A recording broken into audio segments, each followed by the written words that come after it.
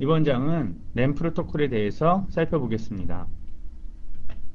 이번 장의 학습 목표는 이더넷과 IEEE의 802.3의 특징, 패스트 이더넷과 기가비트 이더넷의 특징, 그리고 토큰링과 마지막으로 FDDI 네트워크의 특징에 대해서 살펴보려 합니다.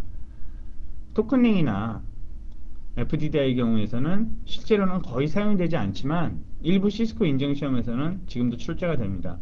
그러므로 최소한 알아야 하는 기본적인 내용을 다루었고요.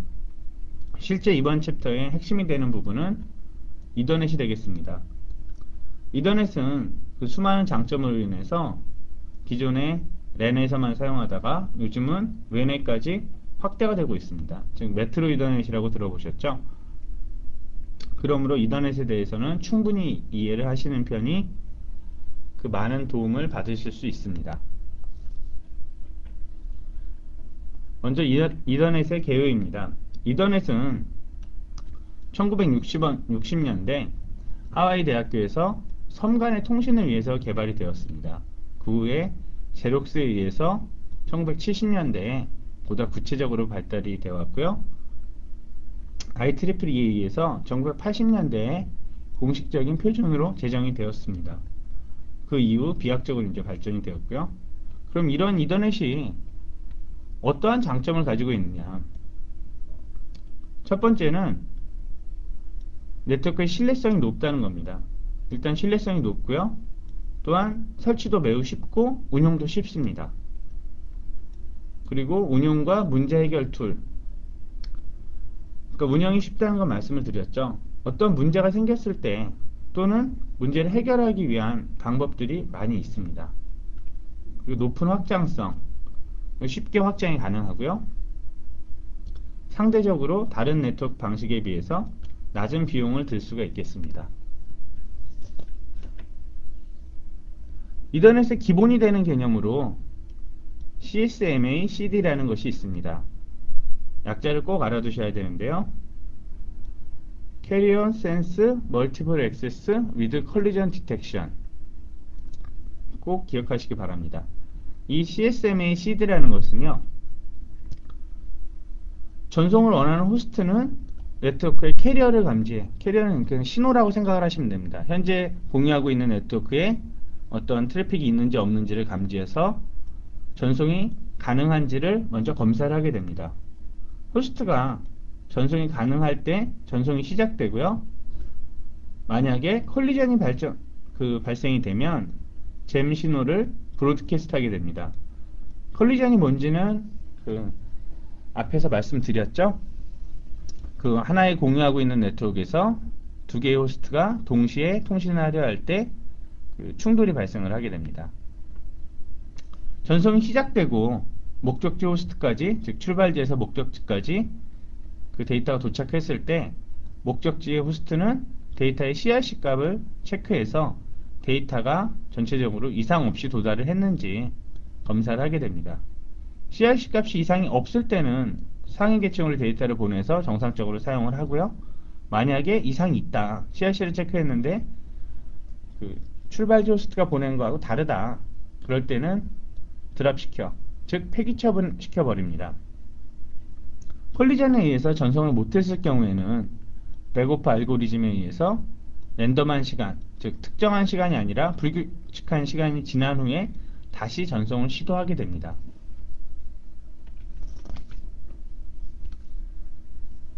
여기서 CSMA CD가 중요한 이유는요, 여러 대의 호스트가 같은 정선 매체, 즉 같은 케이블이 되겠죠. 같은 케이블에서 통신을 할 수 있는 규칙을 제공을 하는 겁니다. 어떤 규칙이 없다면 당연히 통신할 수가 없겠죠. 그래서 백오프 알고리즘, 컬리전이 발생했을 때 백오프 알고리즘에 따라서 다시 재전송을 한다고 그랬죠. 이거 내용을 좀 더 구체적으로 살펴보면, 컬리전이 발생했을 때 재전송하기 위해서 개별 호스트는 랜덤한 시간이 지난 후에 데이터를 재전송한다. 여기서 왜 랜덤한 시간이냐, 왜 딱 정해진 시간이 아니냐, 그냥 생각해 보시면 쉽게 이해하실 수 있는데요.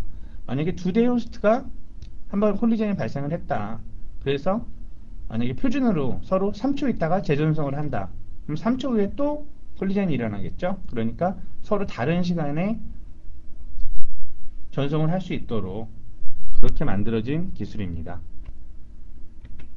다음은 IEEE의 802.3의 약어에 대해서 알아보겠습니다. 약어라는 건 보통 네트워크를 얘기할 때 뭐 10base5다, 10base2다 뭐 이런 식으로 얘기를 하죠. 여기서 첫 번째 10은 랜의 속도, 대역폭을 얘기하는 거고요. 두 번째 베이스란 건 베이스밴드, 시그널링 방법입니다. 그리고 마지막에 5는 물리적 매체 타입을 얘기하는데요. 그러므로 이 IEEE의 약어는 대역폭과 시그널링 방법, 전송 매체의 타입을 보여줍니다.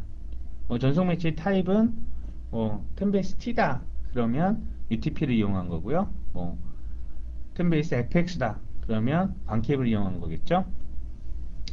그리고 여기서 시그널링 방법에서 베이스밴드 네트워크라는 건 이더넷이고요. 이와 대응되는 개념으로 브로드밴드 네트워크가 있습니다. 대표적인 브로드밴드 네트워크는 케이블 TV가 있겠습니다. 이것은 쉽게 말씀을 드리면 이런 케이블이 있을 때 만약에 이런 컴퓨터와 연결이 되어 있다. 그럼 이더넷에서는 이 케이블에는 당연히 데이터만 오가게 되죠. 근데 이와 대응돼서 브로드밴드 네트워크인 케이블 TV 같은 경우에는 집에 있는 케이블 모뎀을 생각하시면 되는데요. 하나의 동축 케이블에 케이블 TV도 볼 수가 있고 PC와 연결해서 인터넷도 사용하실 수가 있습니다. 이것은 이 케이블의 주파수에 따라서 이 주파수에 나눠서 케이블을 나눠서 그 데이터를 전송하기 때문에 가능합니다. 다음은 이더넷 관련 다양한 표준의 물리적인 특징입니다. 아까 앞에서 약어라고 제가 말씀드린 거 있었죠? 그러면 10base5, 10base2, 10base-T 이런 게 있겠죠. 여기서 10base5 하면 10메가의 속도를 가지고 시그널링은 베이스밴드를 사용하는, 그리고 전송 매체는 동축 케이블을 사용하는 방법을 얘기합니다. 그래서 한번 비교를 해보면 통상적으로 그냥 이더넷이라고 얘기하면 표준상에서는 10메가의 대역폭을 가지고 전송 거리는 500m, 그리고 시그널링 방법은 이더넷이기 때문에 모두 베이스밴드입니다. 전송 매체는 동축 케이블을 가진 방법을 얘기합니다. 그래서 약간 혼동을 가져오실 수도 있는데요. 요즘 보통 이더넷 하면 그냥 다 100메가 이더넷을 생각하시는데 표준에서는 10메가입니다. 그리고 이 세 가지는 비슷하죠. 10base5, 10base2 이 두 개 간의 차이는 전송 매체의 차이가 있죠. 그래서 옛날에 씬넷 그리고 싱넷 그래갖고 두꺼운 케이블과 가능 동축 케이블 그 차이입니다. 그래서 전송 거리의 차이가 있고요. 그 다음에 백베이스 FX 여기서부터는 UTP가 사용됩니다. 즉 100메가의 전송 속도를 가지고 시그널링은 베이스밴드를 사용하는, 그리고 마지막인 전송 매체는 TX 즉 UTP를 사용하는 방법입니다. 그리고 백베이스 FX를 하면요 똑같죠? 똑같은데 즉 100메가의 속도를 가지고 베이스밴드를 이용하면서 미디어로는 FX 즉 광케이블을 이용하는 이더넷을 말합니다. 다음은 이더넷과 IEEE의 802.3 프레임 구조입니다. 많은 학생이나 직장인들이 이런 내용까지 알아야 하느냐라고 의심을 하지만 귀찮죠? 많이 귀찮아 하시는데요. 추후에 실무 현장에서는 꼭 필요로 합니다. 지금 네트워크에 문제가 생겼다거나 아니면 장비에 문제가 생겼을 때 간혹 데이터를 프레임 단위까지 쪼개서 이제 엔지니어가 직접 분석을 해보는 일이 필요로 한데요. 만약에 이런 프레임 구조를 이해하고 있지 못한다면 그런 일은 불가능하겠죠. 기본적으로 이더넷과 그 802.3은 약간 다른 구조를 가지고 있는데요. 각 부분의 자세한 설명은 교재 119페이지하고 120페이지를 참조하시기 바랍니다.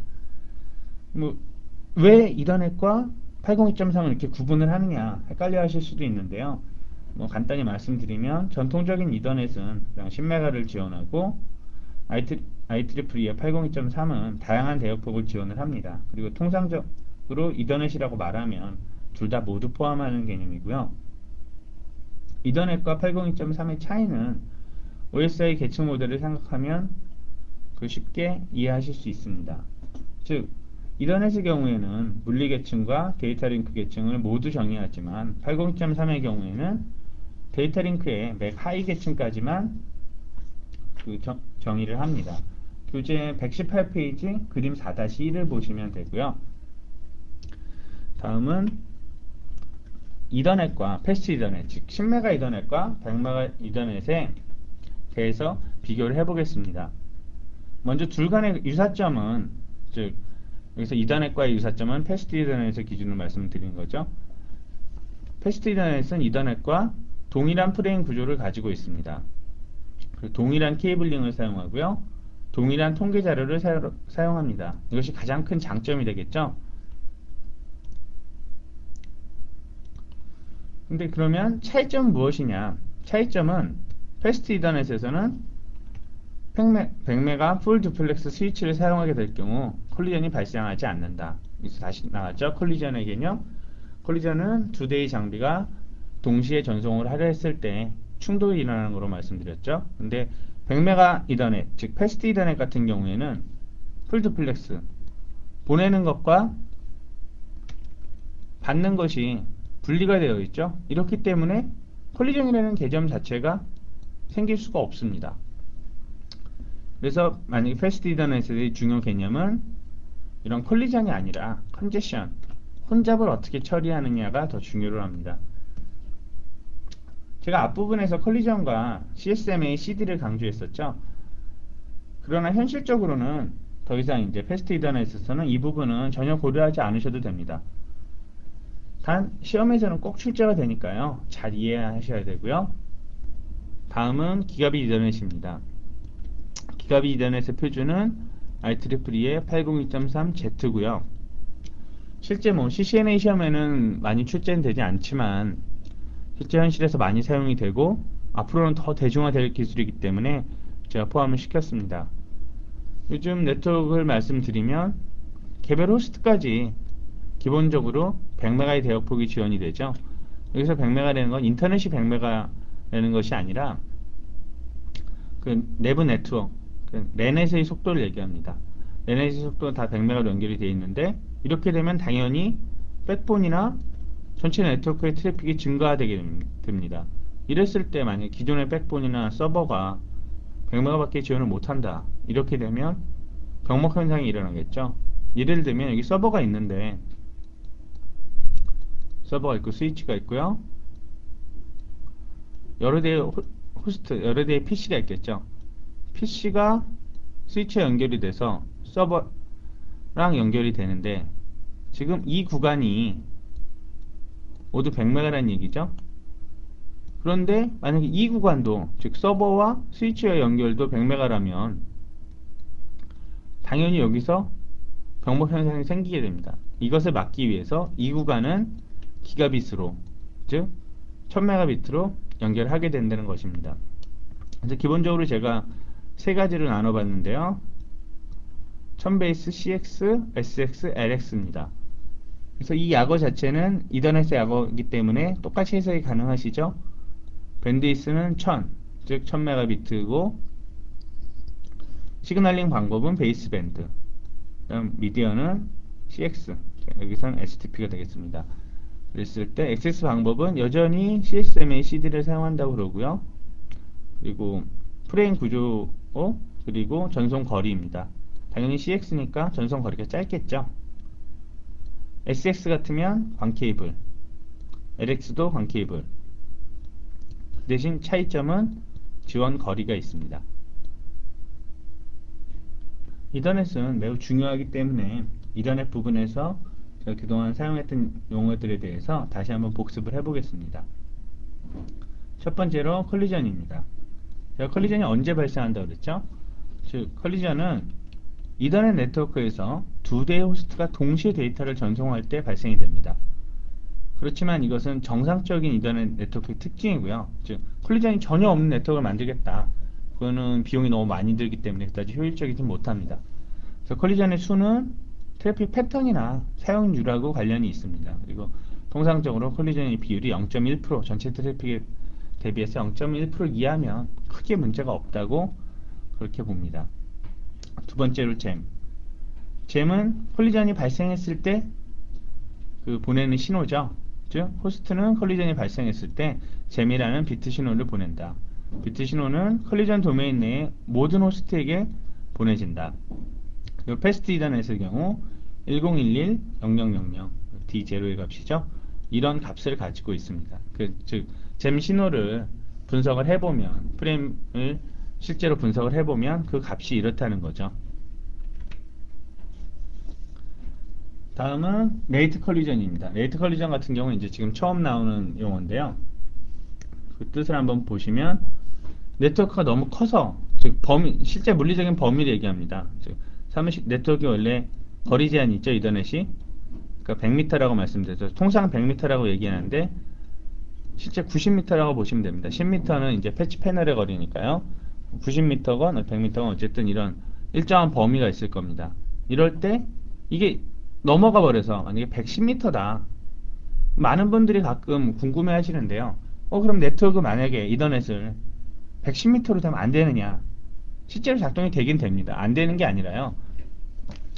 그럴 때 바로 레이트 컬리전 같은 게 생기겠죠. 즉 너무 커서 잼이 일정 시간 내에 전체 컬리전 도메인 내에 전송하지 못할 경우에 발생이 된다. 즉 풀어서 말씀드리면 여기 PC가 여기도 있고 여기도 있고 이건 이제 100m 내라고 말씀드리고 이건 이제 만약에 110m입니다. 근데 여기 만약에 PC가 또 이렇게 연결이 되어 있다. 여기서 잼이 발생이 됐다. 얘가 그 컬리전이 발생이 돼서 잼 신호를 이렇게 보내게 되는데 그 빠른 시간 안에 여기까지 도달이 안 되는 겁니다. 도달이 안 됐으면 얘는 지금 현재 컬리전 도메인 내에 현재 네트워크에 아무 문제가 없다고 생각을 하겠죠. 그럼 자기가 트래픽을 보내려고 그러면 컬리전 때문에 못 보내게 되죠. 이럴 때 바로 문제가 생기게 됩니다. 이건 네트워크의 기본적인 설계나 하드웨어 자체가 문제고요. 이럴 때 이제 불필요한 지연을 가져와서 불필요한 트래픽이 증가하게 됩니다. 당연히 계속 재전송을 하게 되니까 트래픽이 늘어나겠죠. 다음은 런트입니다. 런트는 출발지에서 도착지까지 온 값을 분석해 보니까 CRC 값은 분명히 맞는데 프레임의 길이가 64바이트 이하인 것을 말합니다. 즉 원래 아까 표준 이더넷 프레임을 설명할 때 제일 작은 크기가 64였죠. 그래서 그거 이하는 뭔가 문제가 있는 겁니다. 제버. 런트와는 반대로 CRC 값은 맞는데 그 이더넷의 최대 프레임 크기 1518바이트보다 더 큰 프레임입니다. 이것도 어떤 문제가 있는 거죠? 다음은 CRC 에러입니다. CRC 에러는 즉 출발지 호스트가 프레임을 전송할 때 프레임 내에 CRC 값을 붙여서 목적지 호스트가 데이터를 수신한 후에 이 값을 확인해서 이 값이 변경되었을 때 목적지 호스트는 CRC가 패킷의 내용과 맞지 않다고 인식을 합니다. 이렇게 되면 패킷은 드랍 처리가 되겠죠. 그리고 또 하나 마지막으로 백오프 알고리즘이 있습니다. 백오프 알고리즘은 이더넷에서 컬리전이 발생을 했을 때 개별 호스트가 어떻게 작동을 하냐 하는 알고리즘이죠. 즉 잼 시그널을 보낸 이후에 그 랜덤한 시간이 지난 후에 다시 자료를 재전송하게 된다. 이 알고리즘을 얘기를 합니다. 교재 123페이지를 보시면 아랫부분에 제가 대역폭에 대해서 간단히 정리를 해놨습니다. 많은 분들이 대역폭을 혼동하여 사용하시는데요. 한번 읽어보시면 정확한 개념을 파악하실 수가 있습니다. 간단히 말씀드리면 즉 100메가 이더넷, 10메가 이더넷 이렇게 얘기할 때 이는 100메가 비트 퍼 세컨, 즉 100메가를 1초에 보낸 100메가 비트를 1초에 보낸다는 거죠. 근데 통상적으로 우리 컴퓨터를 사용할 때는 보통 메가를 쓰지 않습니까? 메가바이트를 사용하죠. 그래서 650메가, 700메가, 보통 뭐 영화 한 편이면 700메가짜리 CD 뭐 이런 식으로 그 메가바이트입니다. 그렇기 때문에 요 단위가 틀린 거니까 요것을 헷갈려 하지 마시고 잘 이해하시기 바랍니다. 다음은 토큰링입니다. 토큰링 네트워크에서는 꼭 기억하셔야 될 점이 토큰 패싱이 있습니다. 토큰링 네트워크에서는 제일 중요한 개념으로 즉 전송 권한을 가진 호스트만이 즉 스테이션, 여기서 두 번째 스테이션이라고 있죠. 이거 이더넷에서 보통 호스트라고 얘기하는 것을 토큰링에서는 스테이션이라고 합니다. 즉 개별 스테이션은 저희가 토큰을 가지고 있는 동안만 전송 권한을 가지고 있습니다. 그래서 토큰을 보유하고 있는 동안만 데이터를 전송할 수 있는 방법을 얘기하고요. 좀 전에 말씀드린 것처럼 스테이션은 이더넷에서 그냥 호스트와 같은 개념으로 여러 가지 토큰의 제거나 생성, 제어를 하게 됩니다. 그래서 그림을 보시면 토큰링 네트워크의 기본적인 구조고요.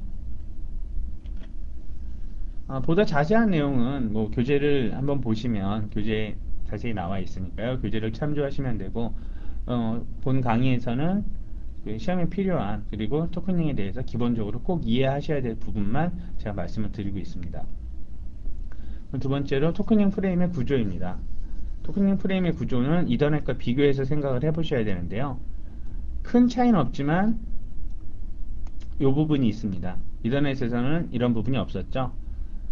즉 토큰은 3바이트로 구성이 되고요. SD, AC, ED로 구성이 됩니다. 즉 스타트 딜리미터, 액세스 컨트롤, 엔드 딜리미터입니다. 그럼 아주 짧게 해서 토큰링을 마치고요. 그 다음 세 번째로 FDDI 네트워크입니다. FDDI 네트워크는 사실 토큰링과 비교해서 상당히 비슷하지만 그 차이점은 첫 번째로 미디어를 광 케이블을 사용한다는 점이고요. 그리고 듀얼링 구조, 즉 두 개의 링을 가지고 있습니다. 토큰링에서 제가 한 가지 빼먹었는데 토큰링은 통상 STP를 사용하죠. IBM에서 만든 네트워크이기 때문에 STP 케이블을 사용합니다. 그래서 FDDI 네트워크의 구조는 다음과 같은 장비들이 있는데요.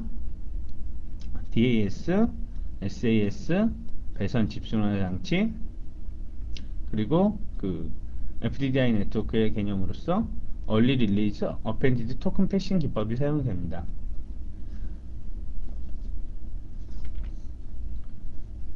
FDDI 관련 표준은 즉 맥 미디어 액세스 컨트롤은 ANSI X3 139-1897 좀 많이 복잡하죠. 이거는 전체를 다 외우실 필요는 없고요. 그냥 이런 게 있다 정도만 이해하시면 됩니다. 파이 피지컬 레이어 프로토콜은 1988, PMD는 1990, SMT는 X3T9 90-078 이런 표준이 있습니다. 토큰링에 비해서 어떻게 보면 출제 비중은 거의 더 떨어지고요. 현실적으로 전혀 사용되고 있지 않기 때문에 크게 신경 쓰시지 않아도 되는 부분입니다. 이번 장에서는 현대 랜의 표준인 이더넷과 예전에 사용됐던 토큰링, FDDI에 대해서 다루었습니다. 무엇보다도 이더넷 관련 부분은 충분히 이해하셔야 되며 교재인 4장 뒤에 있는 현장의 목소리에서는 패스트 이더넷과 CSMA CD에 관해서 아주 흥미로운 이야기를 하고 있으므로 한번 꼭 읽어보시기 바랍니다.